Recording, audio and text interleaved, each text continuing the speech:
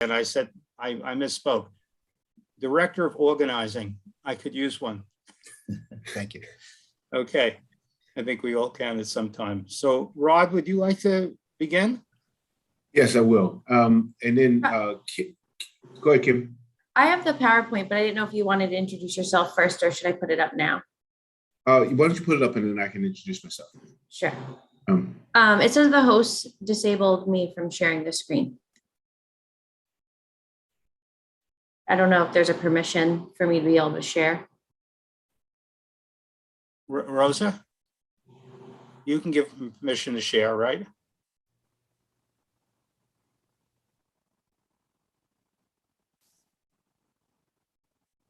You should have it now, do you? You're on mute, Kim. Yeah, it looks like I can share now. Great. Perfect. So while Kim is working on that, I do know some and not others. But first of all, thank you for taking the time to have us here before the committee. As Shelley said, I'm Rod Jones. I'm the executive director here at Goddard Riverside, and I'm going on 5 years here as a director as of February of next year. And a little bit about the organization. Kim, I can kind of roll and you can just use the slides. For many of you, I'm sure you know Goddard Riverside. We typically meet in our facility at 88th Street in Columbus. Our history actually dates back to 1853. We started out working with women on the Lower East Side to build vocational skill sets so that they had opportunities for work, and then later expanded to the area of early childhood. And so since 1853 and now, we've had a number of comings togethers. And once Goddard and Riverside came together in 1959, we later moved up to the Upper West Side. And so today we serve collectively between us and our new sister organization, the Isaac Center across the park. We collectively serve about 28 to 30,000 individuals across the entire lifespan. And so Goddard Riverside, actually, we have about 26 locations, most of which are on the west side of Manhattan. And as of earlier last year, earlier this year, I think I lost track of time, we opened one facility in Elmhurst, Queens. And as of March of this year, we merged with the Isaac Center, which is located on the Upper East Side. And they have 7 locations. So collectively, we have 33 locations. One of the core sets of work that we do, and we work in 5 main core areas. One is really working to prepare young people for success. The other is enriching the lives of older adults. The third is really promoting behavioral health and wellness. The fourth is fighting homelessness and supporting housing for all. And then the last is strengthening families and communities. And so across the entire lifespan, our programs will vary depending on the needs of the individual, neighborhood, and community. Some of you may know that one of the core areas that we have is housing and housing services. We do the homeless outreach for most of the island of Manhattan in partnership with CUCS and Breaking Ground.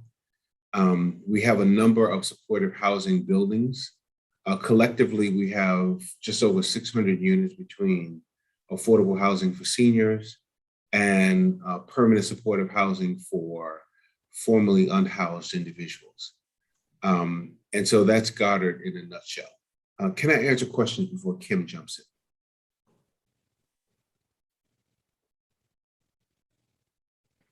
Can I ask a question? Sure. Rod, what do you see as the greatest need on the Upper West Side community? I think, Is it for program? Is it?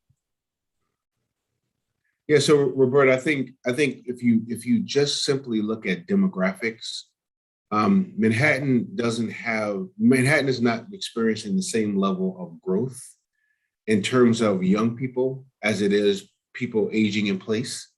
And so I think that is one key indicator that aging services is critically important. I think the second part of that is really economic development for young people in the pockets where you have, while most people think the Upper West Side is flush full of people who are wealthy, there's a failure to recognize that there are pockets of people who are low income and very low income. And so that level of support for those families to advance, and a subset of that advancement is really related to the children in those households in terms of supporting young people. I think is the second element of that. And then I think closely behind that, you'll find that there are pockets of people who are unhoused, and that number seems to be growing. I think that it's important to point out that as a caveat, there's a difference between those who are in transition, meaning you have a number of families where they're nested, where families are living with other families. We don't count them as fully housed, but they're families in transition. Then there's the other set of people who are homeless and unhoused, and those are what we call the chronically homeless, meaning they've been on the street for years. And I think that we're seeing a bit of an uptick, and you can only imagine what's going to happen if we don't really get a hold on this the rent arrears portion. Although the money has been released, I don't think that we're seeing it hit the ground at the levels that it really needs to. So I think those are the three, Roberta. Thank you so much. Those are our three main of our district needs. So thank you for verifying that we're on track. If there aren't any other questions, I'll jump in, but are there any other questions before I do? Okay, so thanks, Rod, for that. As Rod stated before, homelessness is one of our main cause areas, and we have a long history in housing and homelessness. We're nationally recognized as a pioneer in homeless services. We've helped to develop the homeless outreach and supportive housing models, and we've co-founded the Manhattan Outreach Consortium, which is a group of agencies that do the outreach for the homeless individuals on the street. So Goddard Riverside has 4 permanent supportive housing sites, and we'll talk a little bit in a moment about what is permanent supportive housing, and that we serve 421 tenants in those sites. We have a wide range of supportive services, and we'll go more in depth on that as well. And all of our sites have at least a 90% occupancy rate. People don't really come to us and return back to the street often. That we see people coming to us in their most needed times and staying with us for as long as they choose or until they pass away. So what is supportive housing? It's permanent. It's not a shelter. It's not something that people have to leave. It's their home. They have a lease. It's stable. It's housing for individuals who are chronically homeless or homeless and need a place to live.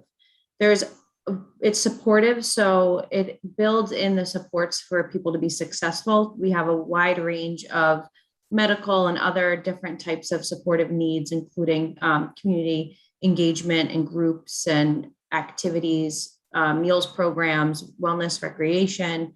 And due to that, and due to the model, there's a high success in keeping people housed, but not only keeping people housed, but having people advance in their wellness and health while they're housed with us. It's basically a step above housing because it's supportive and it induces a culture and a area where people can really grow. So supportive housing for West 107th Street is going to have 84 units, serving individuals from the Upper West Side, but also others in the neighborhood of New York City. It's going to be well managed with a lot of support on site and responsive to the community's needs. And it's projected to open February 2023.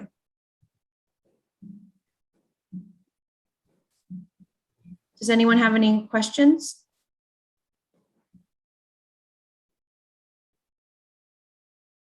Sure, I'm going to start. Describe a general profile of the people who will be coming to this new development. Rod, you want me to take it? So individuals coming to the development have one thing in common, right? They're experiencing homelessness. And with that, there could be high needs medically, there could be needs for psychiatric care, there could be a lot of different things, just like there is for anyone on this call here. But individuals are really just looking for a place to live. They're looking for affordable housing with support on site. And I would say that I've been working with this population for over 10 years, and they're just unique individuals, just like all of us, and you get to know them, and you know, they become someone who you get to know what they need and what they don't need, and you meet them where they're at. So it's hard to really describe them as one person, because they all are very different, but they do experience homelessness, and there are needs that come with that. And that's why we build the supports on site to address those needs. Okay, is there an age range?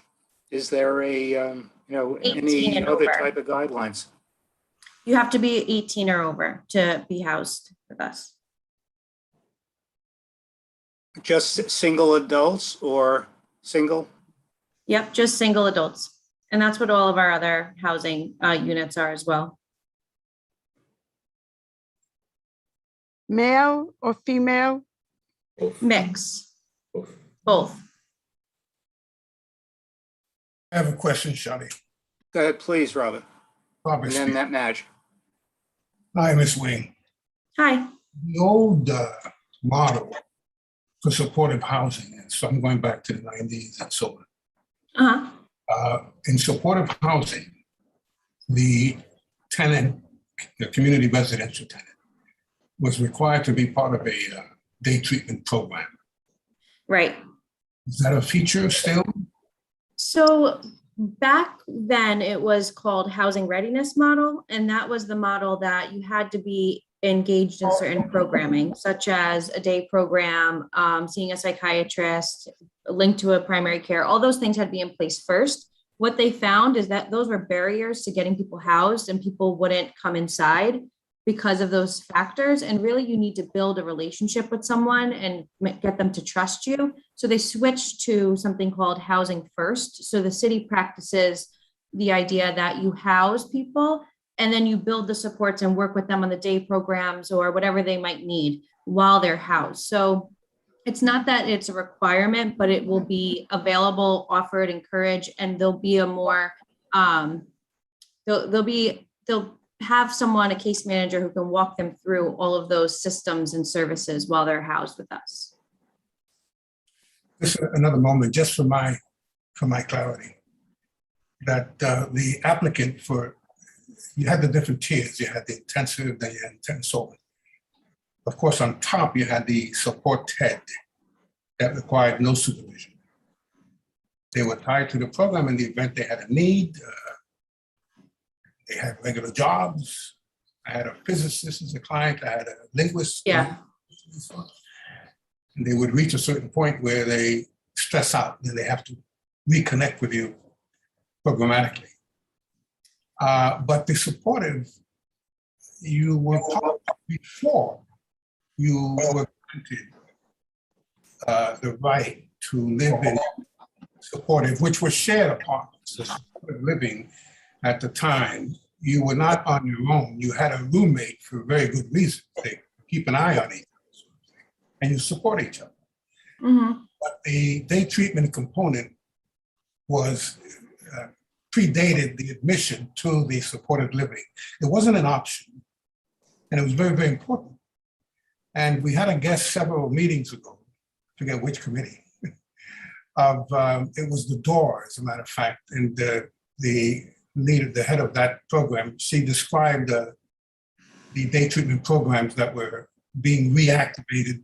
The one that was considered the Rolls Royce at the time was postgraduate statuses. But the involvement of the supportive living level resident in these day treatment programs was critically important to their success in the community. And it sounds a little looser to as a choice. Do it if you want. It really isn't. The people that we used to work with were people with serious conditions, under serious psychiatric care and therapeutic care, and did fine in supported living, great successes. Mhm. That was built in and permanent. It just seems that that's loosened up in the model these days, and that's, to me, is a little disconcerting, frankly. Yeah, I think a lot of people share the concern on the housing first, housing readiness model. The city has decided housing first is the way to go, and they see it housing as a basic right and a basic need.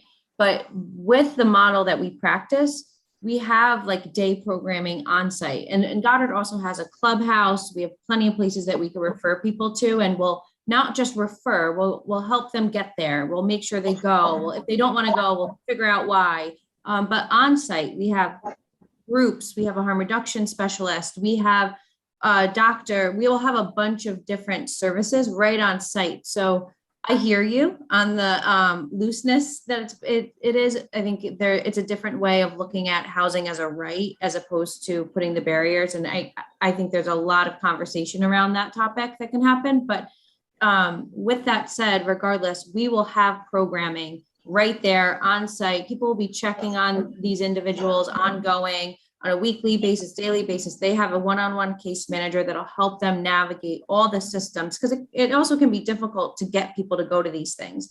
And when they live with us, they have a case manager who can walk them there, who can encourage them, who can, if they don't want to go, figure out why and what they might need to make them be successful living in permanent supportive housing. And we've had really successful stories with this model. Well, that sounds pretty good. Okay, Thank great. you. So Madge, then Ethel, Melissa, Ken, in that order. Madge? You need to be unmuted. Where are most of the clients coming from, and are many of them local people who've been displaced for one reason or another from our own community? Yeah, so people can come from anywhere in New York City, but most of the times people want to stay in a neighborhood that they are in. So it'll be an added bonus for the people in that community, because if they wanted to go somewhere in their community and not leave, their outreach team is going to push and prioritize to get them in here, because they know the place, they don't want to leave there. Thank you. Ethel? Thank you. A couple of questions. Can you give us at least an outline of the nature of your funding and to what extent you need to continue to, of course, acquire funding, and what the sources might be as you continue to move forward? And secondly, were there other residents in the building who continue to be housed there after you acquired the building and as you have as you are moving forward? And what numbers are there of the former residents and percentage, and what guarantees are there for them as well? So Ken, let me take that one. Yeah. Yep. So at this point, we are still working on the funding. This process is not yet complete. We are still working with the city on the funding, and the primary funding source is actually the city. And so we have to continue to work with them on the design, on the drawings, on the layout. And so once we get to a final determination on the full layout, then we will submit to the city for the final funding level. And so and that's both for services and for renovation. In terms of the people who are in the building, there are a number of SRO tenants. As we do in every particular project, if an SRO tenant is already resident, that tenant has rights, and that tenant is protected to stay. And we renovate that tenant's unit like we renovate all the other units, and that tenant continues to stay as a independent SRO tenant with a separate lease as they had prior to us taking on the building. And that's true of our other buildings, Capitol Hall, or the other buildings we have on the Upper West Side. I believe that number is 8. And so those 8 folks still retain their rights as ours. Just, I think, okay, yeah, but- I'm sorry, I didn't mean to interrupt. Yes, go yeah, ahead. the only other thing I was gonna say is I want to just draw the difference between, somebody else asked the same question in the chat. I want to draw the difference between permanent supportive housing and shelters, right? Shelters by their design are very transient. So people come and people go. You may not have the same people all the time. Those people are often required to leave during the day. For these folks, like the other buildings we have on the Upper West Side, are part of the community. So they have tenants, which is quite different. So they actually have leased tenancy. Just a quick follow-up, but I also, I'm very interested, if it's possible as you move forward, to provide in writing a summary of the costs and your plans and construction to get a better idea, because you naturally in this report, you said you're moving forward with construction and services. It would be very helpful, I think, for the community and for others to understand exactly what it is you're doing there, what the costs are, and as you summarize it, to be able to give us a summary. The last point, it would be helpful, and not to take the time now, to understand if the renovations and the continuing construction, is it similar to or how different from an SRO type model, in the sense of that the units occupied by the individuals may be single, but that there are group bathrooms as in perhaps an SRO. And I thought that would be the case, but it would be helpful for us to understand that and how that works in this building, since we do have a lot of SROs, which in many ways are supported, and of course the Capitol Hall and others. So this is an important, interesting point, I think I at least appreciate your beginning report, but I do think that we need to understand it and know much more about that. And very much lastly, I was privileged years ago to be retained by the New York Community Trust to do a great big study of Goddard Riverside and two other outreach programs and a great big evaluation. And that was something that was all published and supported, as well as some other work in SROs. So very much appreciate hearing from you again. Okay. Thank Melissa? you. Sure. A few questions. I assume this is HPD funded project, and I'm just wondering if you guys have a potential closing date, because I feel like it's pretty hard to get one, and that will affect when this actually opens. And then my other question is, you might have said this, is of the 80 some units minus the 8 permanent tenants, is it going to be 100% formerly homeless, or is it like 60-40 split between affordable and supportive? So Melissa, it will ultimately be 60-40, which is part of the requirement. While we don't have a closing date, where we know that this project is up in front of most of the projects. So we anticipate that it will go to closing sometime early next year. Right. So then the 40% of units would be affordable and go through the lottery and currently have community preference, correct? Kim, did they say what the preference is on the community beds? I'm not sure, but we can find out. Yeah, Melissa, I have to double check and I can get back to you on that. And Rod, it's my understanding that this was all of a sudden put on front burner after nothing happening for a long time. Yeah, I mean, all these, I think Melissa can tell you, all these projects right now are a push. And whenever you have HPD funding, nobody can really figure out the rhyme and how one gets in front of the other. But which I think is what the nature of the question is around the closing date, because there are some projects that are 2 years out, 3 years out, and everybody's pushing for a closing date. And this project, while it was slow, then it was an urgency around it that allowed us to move. But I think everybody's concerned right now what's going to happen in the change of administration. So if you've got a project that's in the pipeline that's 2 or 3 years out, the question is, will it ever close? I just wanted to circle back to one of Okay. Ethel's questions. Ethel had asked about the configuration. It's currently about a 94 unit SRO. And our plan is to have everybody have their own bathroom or maybe share a bathroom and maintain the community kitchens.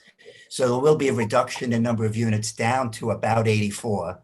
It might be a little more or a little less because we still have to do the architectural plans and get that all approved. And we've actually already been meeting monthly with the tenants in the building. And we also had a meeting already with the 107th Street Block Association and representatives of Ascension Church on the block. We started the outreach initially there. Shelley Fine helped set up and connecting us to the local folks there. And we really do want to engage the community around any concerns, issues, volunteer opportunities. There's a lot of potential for this project. And I've been working, around preserving SROs for decades. Been here at Goddard for a long time. And we're preserving some of the affordable housing that we've been losing for decades here on the Upper West Side. So some people might view it as a new project, but I view it as preserving existing affordable housing that we're losing an awful lot of here on the Upper West Side. Thank you, you, Larry. Larry. Very good, very informative and helpful. Thanks a lot. Ken? Hi, I'm a friend of, I presume he's one of the 8. He's been there for about 35 years, I'd guess, and is a senior and very low income. So it's, my first question was whether he would, his status would be preserved, and it sounds like it will be, which is good. I'm wondering, first of all, I have a couple of questions, but what is the status of the building for the next year and a half? Who's running it? I know it's no longer a hotel. Because, for instance, his doctor was trying to get in touch with him, and the front desk refused to, wouldn't relay a message to him that his doctor, he doesn't have a phone, by the way. Also, how will things change for the residents in February of 2023 for change for people like him? And where will he go when his unit is renovated?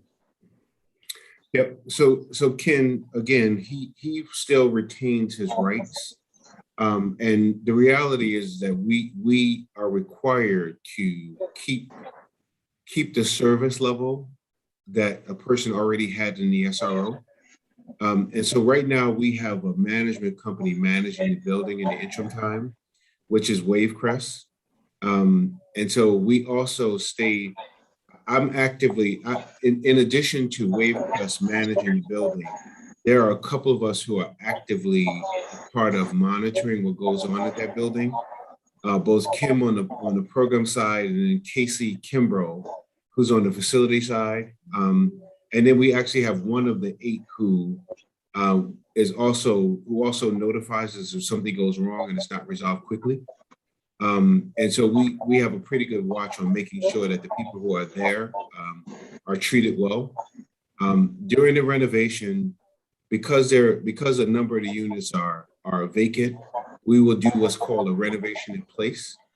And so essentially what we do is checkerboard. So we may move him to another unit that's comparable while we do his unit and then move him back into the finished unit. Okay.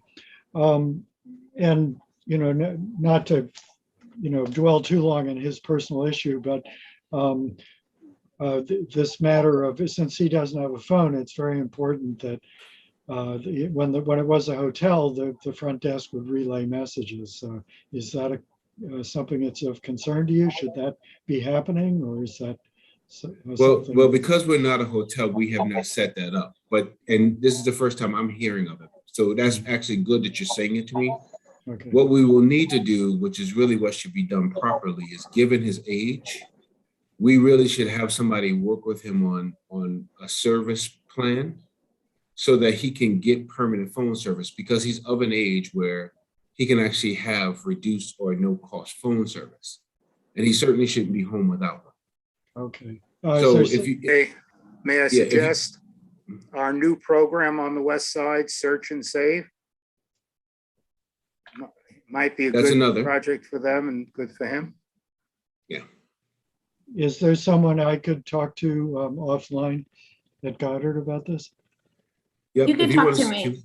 Okay, I will. Thank you. Thank you for raising that, Ken. Okay. Thank you. And any other questions? I think I'm really thankful to Goddard Riverside for coming forth. They tried to come forth when this first was a seedling.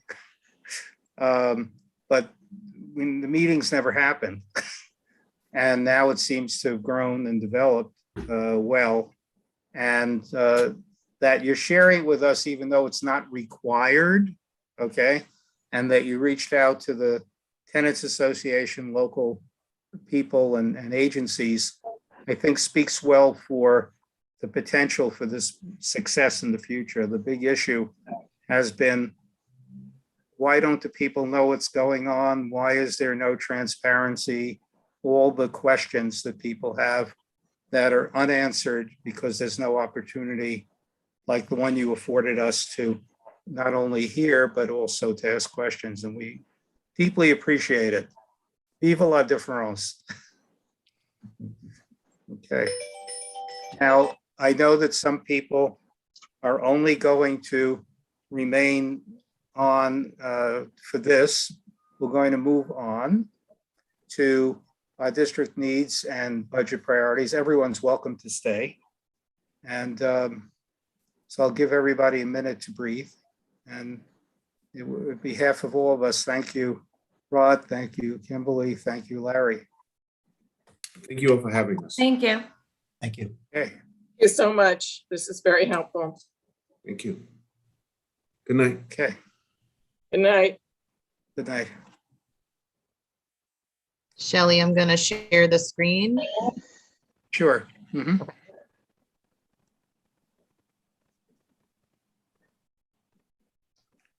Okay. Right before we do this, I just want to point out that the district needs statement is in our best form is due very shortly. And some work has been done on it. I've added something to it. Madge, we thank you for volunteering to working on the food insecurity, but if anyone would like to take a closer look and maybe do a little research on the following areas during the next week, that would be great. Healthcare areas, particularly for children, access for children. Services for people experiencing homelessness, quality of life, everything from rats and hoarding and sanitation, and violence and trauma. So if anyone on the committee has an inclination to take a good look at what was a pretty good district needs statement to begin with, to edit it a little bit and update it where it's appropriate, that would be helpful. Roberta? So Beverly and I have been rewriting the, we're trying to put everything in the same style for the district need. So we don't need written material. What we really need are facts and data and, information, because what we're doing is we're verifying all the data. We're using the 2020 census information, and we're updating that. So people don't have to actually write things. They just need to, if they have some data, that's really what we want. And we want you to look at your budget priorities, because we're trying to create a document that looks like it was written in one voice. Okay. Now this is for funding year 23. 2023. 2023, but we have to understand why we do that, that we are projecting. Hopefully, some of our budget priorities will be funded for somehow in 2022. Shelley, But- can I just add one thing? Sure. So part of the capital priorities, the budget, both the capital and the expense, are things that we care about deeply as a community. For example, one of our top priorities is affordable housing. So we can't actually put a money on that. So if you have some priorities that you think are so essential to the community, even if they don't have a value or number, please also get that to us so we can include it in the document. Okay, thank you. So last, in our previous budget priorities, 2 of ours were in the top 4, and they're listed here. One was priority 2 last year, one was priority 4, voted on by the entire board. The priority 2 one for our board was health clinic for abused children. And you see the description on the screen. And basically, this is something that is a need, special clinic for children, dealing with children's needs, dealing with the interventions they need. And of course, with the pandemic up until now, the need has only grown. So they will have access to school staff now, we believe, with the social workers and so on, but the needs are so great. And there was a large increase in sexual assaults and other abuse that doesn't automatically get taken care of with a social worker in the school, need much more. So I believe that should, my recommendation is that should be continued. And the other one, which was somewhat controversial last year, but I know that Council Member Rosenthal told us that she thought it was probably one of the greatest needs if it was possible. And hopefully, I know Gail Brewer, our next council person, agrees that there's need for safe haven. Safe haven is the gold standard on taking people off the street and eventually getting them permanent housing. The local example on 105th Street, which most people don't even know exists, had 33 last year, 33 people, 30 of whom are now at this point in permanent housing. The difference between a safe haven and other shelters is, number one, the people are coming off the street. Okay, they have to agree to come to it. The reason they agree to that, and rather than other situations, are the small numbers. They have a lot of services available. They don't have to accept all of them. They can somewhat come and go as they like. And they know the permanent housing is in the end of the line, and it's not that far off. We have an example. Specifically, there was a fellow, Raphael, on 92nd to 93rd Street, sitting by the kiosk during the day in the doorway of a store at night.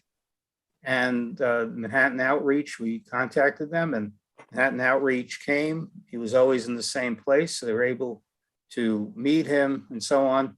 He's now in a safe haven program, and he goes to an AA program twice a week at 7:30 at Holy Name. And I said, I didn't think you had an alcohol problem. He says, I don't. He said, I got over it 10 years ago, but some of the people are still there. So I want to show them that you can improve and life can get better. He had been out in the cold and out in the street for over a year. Okay, just one example. So the safe haven is probably the best example, and it takes care of 2 things. Many people, certainly it's the best service for the people who need it, but also our neighbors, many of them, and almost all concerned about people on the street for their own good and for the people who are looking at them, wondering about how they're going to affect their neighborhood in various ways, sanitation, health-wise, and so on. And they're concerned about the individuals. And this is a good solution, the best that we know.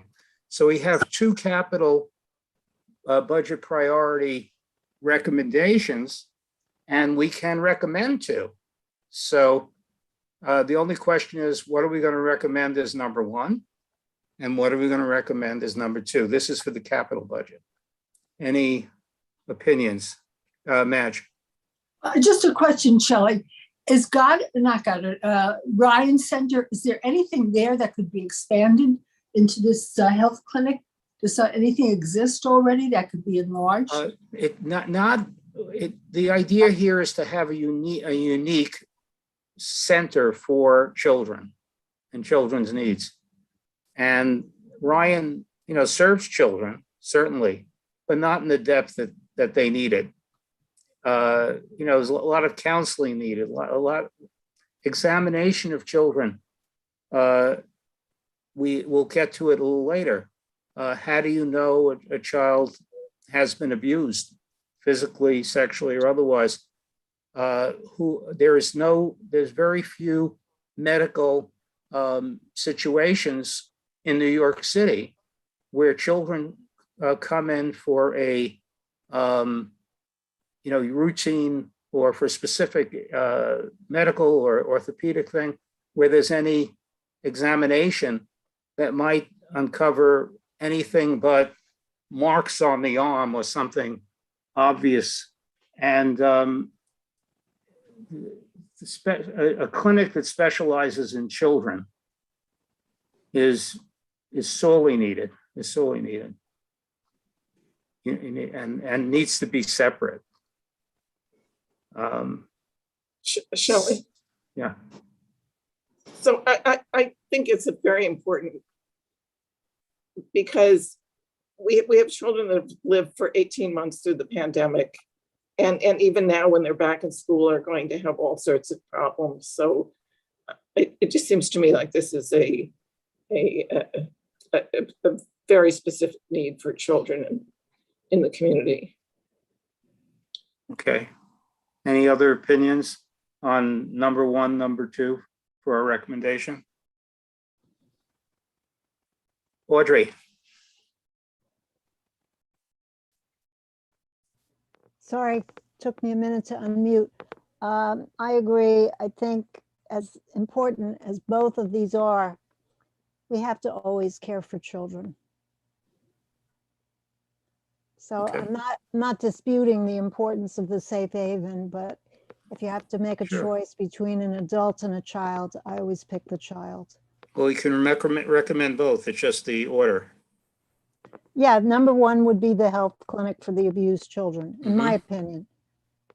Okay, so I hear that as a motion. Is there a second? I see it. All in favor?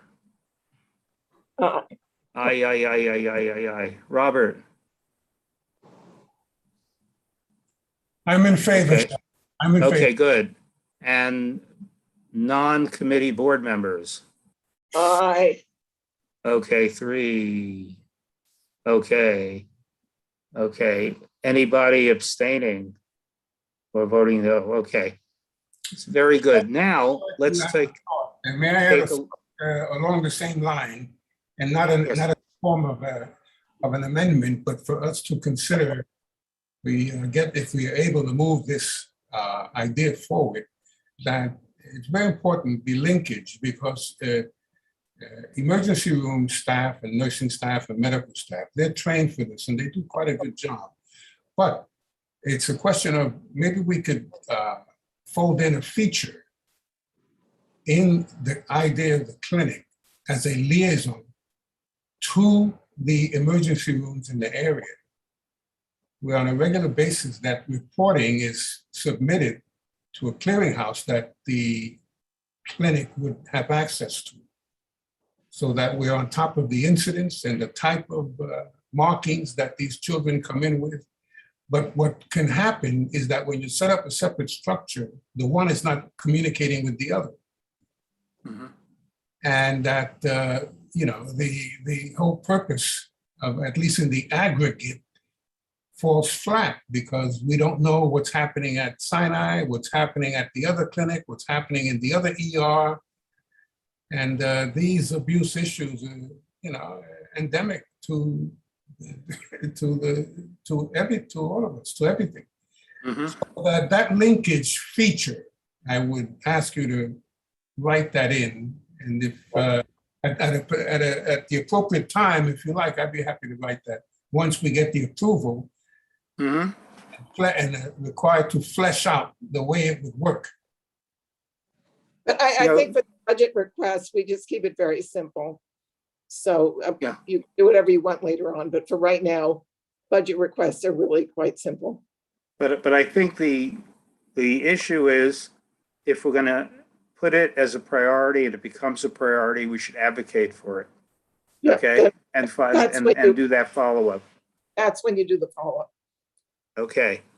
So we have our 1 and 2. Now let's look at the expense budget. And I want to, let's see. I did some research because one of our agencies closed. Okay. Can you get it on? If not, it's the same, it's the next item on the same document. Which agency? Did someone put it up? I think Rose is trying, right? Then.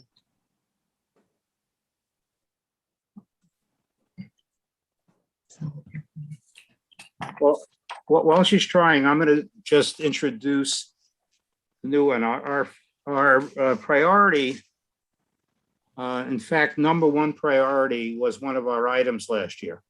Okay, number one priority for the whole board. And that was on food insecurity.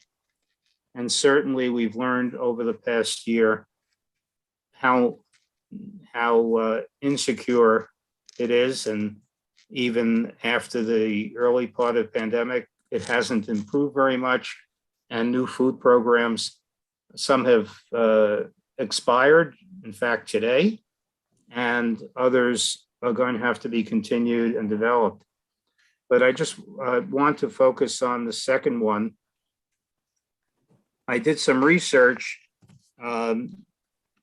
NIASA, which was the New York Alliance for Sexual Assault, closed, okay, in June.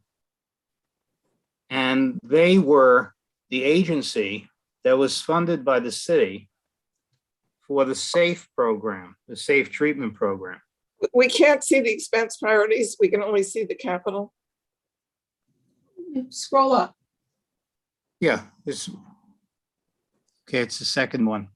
So the organization that carried it out was the Crime Victims Treatment Center, and I met with them, and they were doing many good things.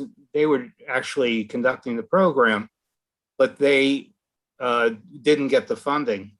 So they would have to run the program. They're the only qualified group to run the program. In fact, last year, over 600 people were, 600 people were treated for this issues of sexual assault. This is adolescents and adults. And the training that's done is called SAFE training, okay?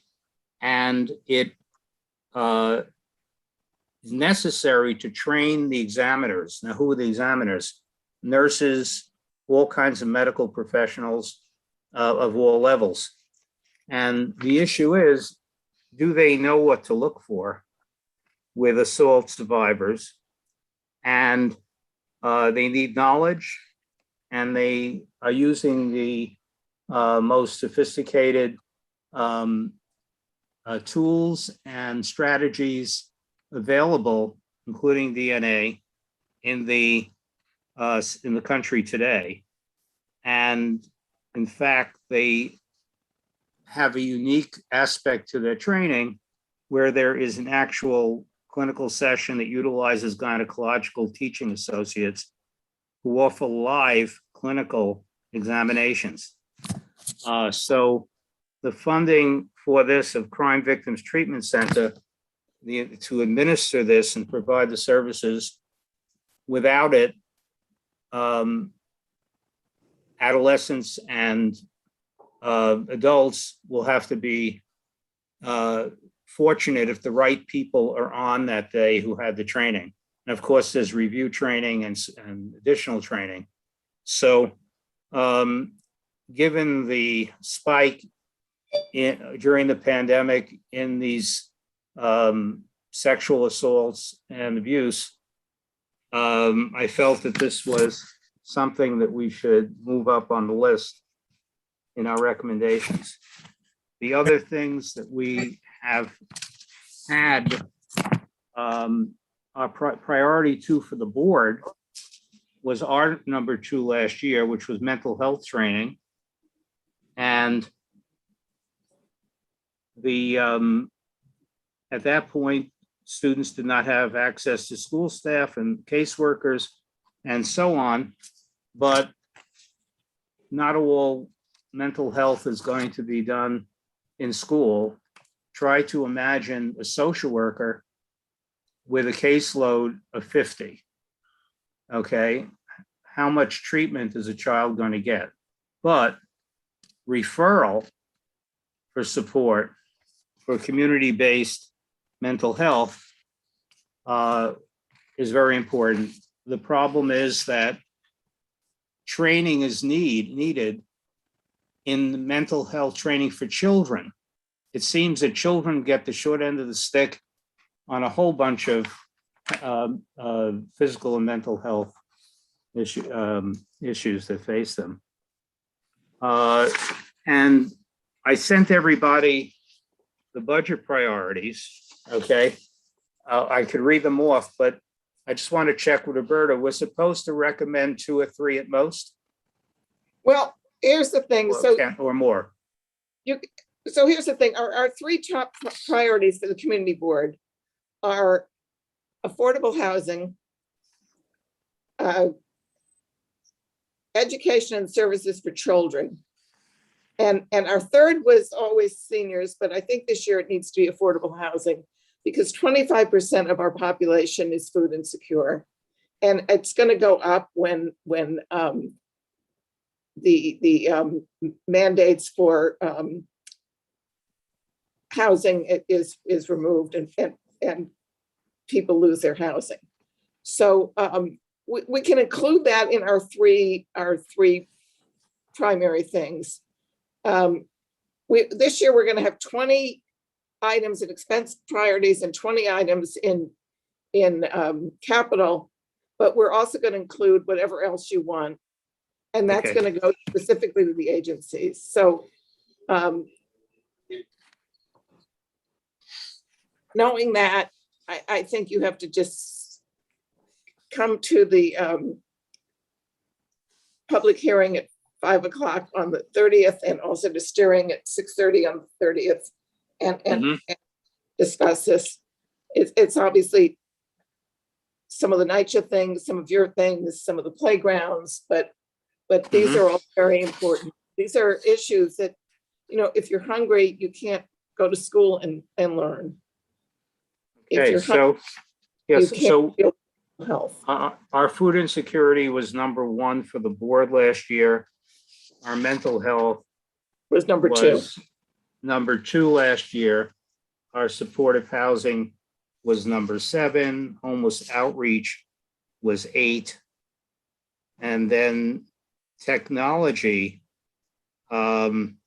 but our technology access was for shelter and supportive housing residents. That was 13. And we had a couple more, but I Right. think that we could recommend them all, but I think we have to recommend them in order. So I'd like to And you ask should for- for you Yes. that you feel are crucial to be on there. I didn't hear that. You should fight for the 3 or 4 that you absolutely want. Okay, so any recommendations? Well, I had a note to add to the piece of sexual assault. Like, if you're asking for recommendations on what you've just outlined, I can wait. But I did want to add a note to what you reported with respect to the funding cut. It's an important one to keep in mind, but so I just don't forget that I want to make that. Okay, we'll get back to you. Yeah. Okay, okay, let's do it this way. Audrey. You need to unmute. Okay, thank you.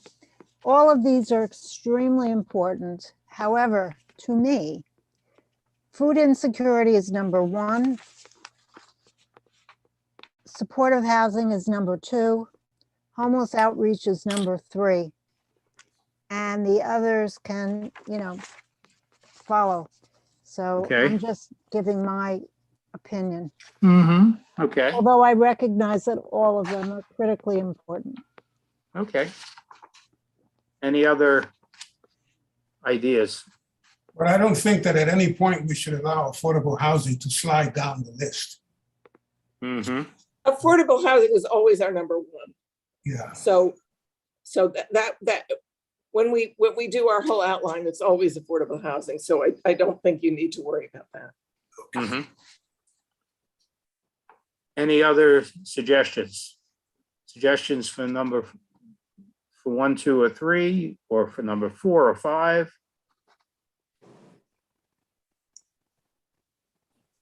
Okay. I'd like to promote the sexual assault of adolescents and adults, because I think if that training isn't readily available, and by the way, it's done by, in the district needs, I explained, it's Mount Sinai West and Mount Sinai Morningside serviced our whole area and served over 600 people who actually came to them for the service this year. And they have the training done by this agency at the hospital for the hospital personnel. So that I would like to promote that as a number 4. Well, Shirley, let me add my comment at this point. I think is appropriate. Please, go ahead. In my experience with what I call the mothership, that's Safe Horizons. And if you haven't worked with Safe Horizons, it's absolutely massive. My experience with them is in domestic violence in the DOVE program, which was administered by them. And when we thought that the program had been funded, regardless of how good a job was being done citywide, it's a program shift and it's a funding shift. So that I think it'd be a good idea to interface with Safe Horizons about this funding cut, because the money may have been shifted either to them or to another part of the community or to another agency that would cover the area that NIASA covers.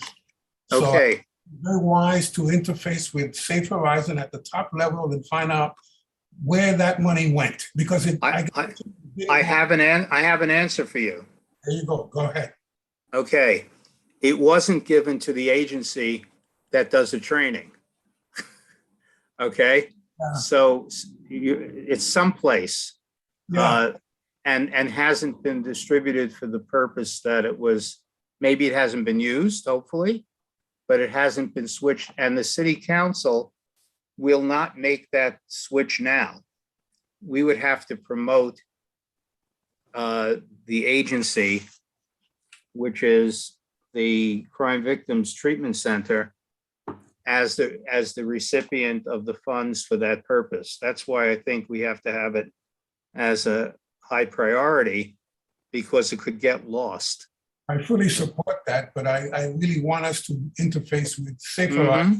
and hear from them, because I guarantee you that they have a hand in the decisions that are made along this line. NIASA doesn't exist anymore technically. Oh, no, we Yeah.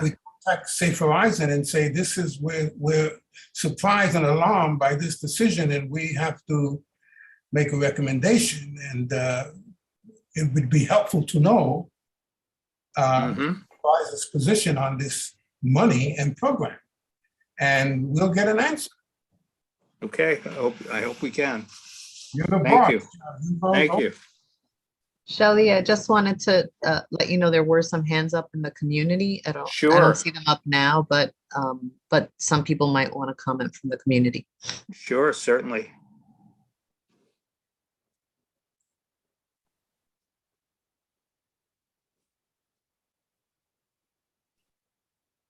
Do you see anything? No, I don't now. There was a hand up. Okay. Okay, Yeah, I guess we can go ahead, but there was a hand up before. okay. People listening, please feel free to raise your hand. I'll be glad to call you. So the suggestion right now is 1, food insecurity, 2, supportive housing, 3, homeless outreach, and 4, sexual assault of adolescents and adults. I think we should include our others in the order that they appear otherwise in our budget priorities and see where they go, because even if they're not in the top 20, they will be there. And by having them there, it can help inform what we do during the year in terms of research, hearing from agencies and advocating. But of course, the budget priorities are the ones that our elected officials are more likely, the high level ones are more likely to be focused on. So I'll take Audrey's recommendation amended with mine for those 4. All in favor? Aye. Okay, unanimous from committee members, non-committee board members. Me, Okay, very Shelley, good. Yes, there's a whole bunch of stuff in the chat. Could I respond to it? sure, go right ahead. So there's concern about Safe Haven and other shelters. Any support for indoor recreation space for children and teens to do sports after school, we do support that.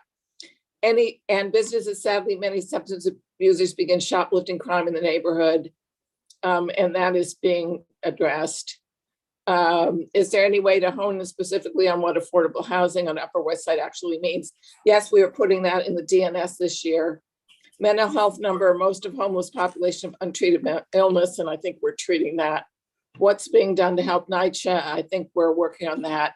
Mhm. And Mr. Fine, could I have your email ID for a follow-up? And that was all in the chat. Okay, thank you. Okay, This is very helpful.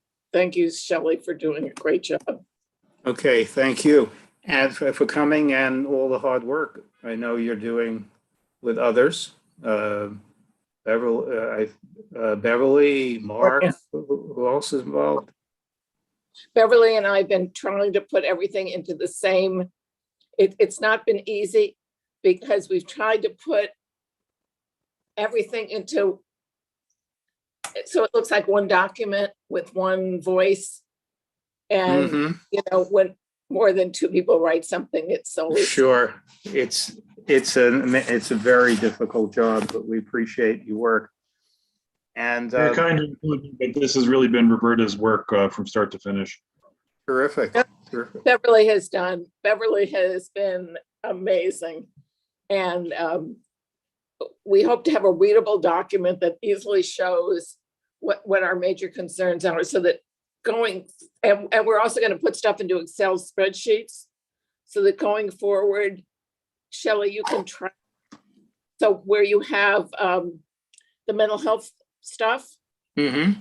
next year, you'll be able to see that that was your number 2 priority last year, your number 1 priority this year, where we are on it, whether there's funding for it, what's happening, so that your committee will be able to say, okay, these were our 3 things we really, or 4 things rather, that you really focused on, but we didn't get anywhere with them, so we've got to really focus again. Okay. Or maybe Then you it, then it becomes an actionable document, not just Exactly. a piece of paper to, very good. I'm going, Catherine is unable to attend tonight. She's has family matters.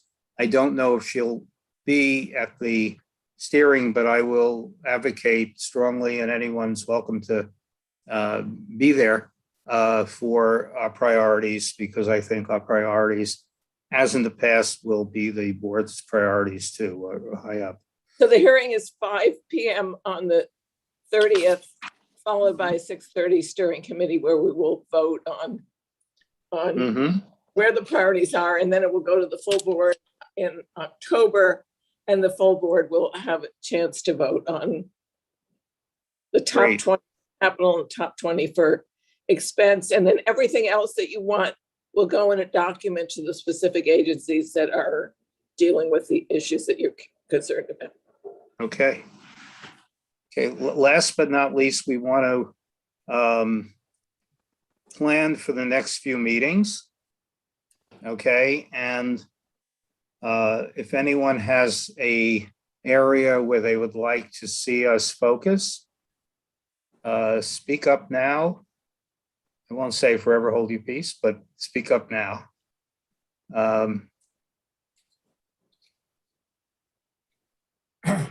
I think the item that we all agreed on just needs a constant, intense focus, and that's the pediatric examination, ER or private physicians or whomever, in that linkage I was talking about. Mm-hmm.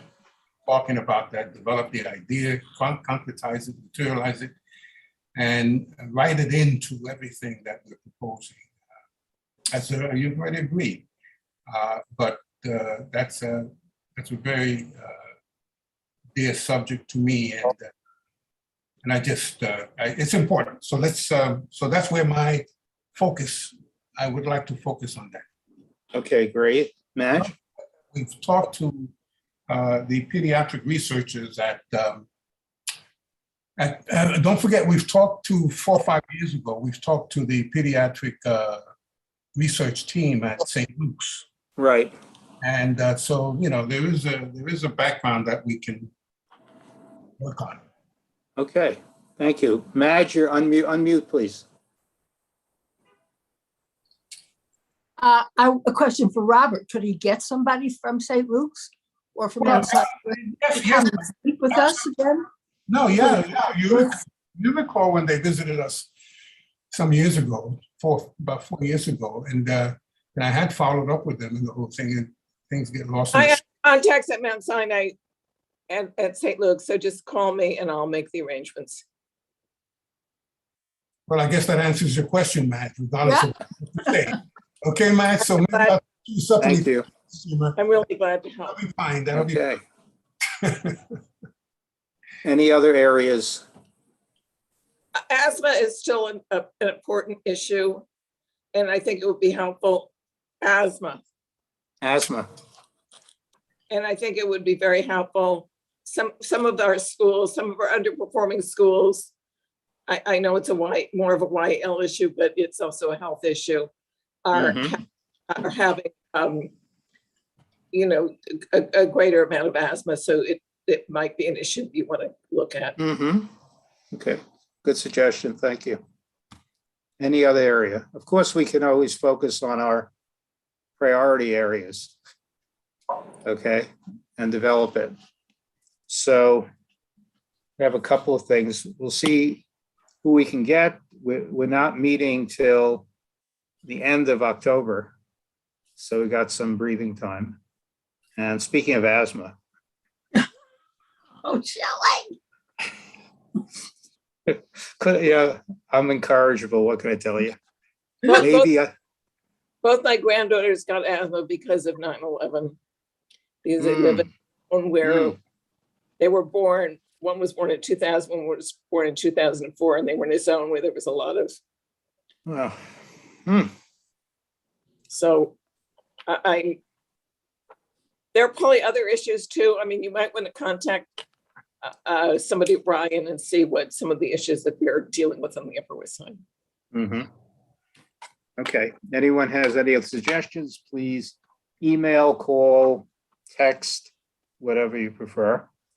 We can't help forgetting that it's 20 years from 9/11 and that everyone here was at least a baby at that time. So, it certainly had an impact, different people in different ways. But what was beautiful about it, especially in the days after, weeks after, so on, is people came together and helped each other and was supportive of each other and sacrificed for one another. And maybe that spirit can be revived a little bit. We'll have a better world, at least in our little corner of the world. So I think what we can do, certainly our committee works well together, but moving towards tolerating differences more on the board, being more respectful to one another, listening to other people, and not having bad feelings towards people because of their opinion or because they differ with you. And so in that little way, maybe there's something we can do in our little corner of the world. Is there a motion to adjourn? Okay, all in favor, aye. Those who are observing a new year, okay, and those who have associate with any children in school, because they're starting a new year, anyone who wants to have a good year, want to wish everyone a good year, a healthy year, a successful year in what you do, and blessings that you want for yourself, and maybe even some blessings that you never even thought could come your way, but that are good for you. So that's my wish for everyone here. Okay. A sweet year, a good year. Okay, thank you. Have a good night. Thank you for coming.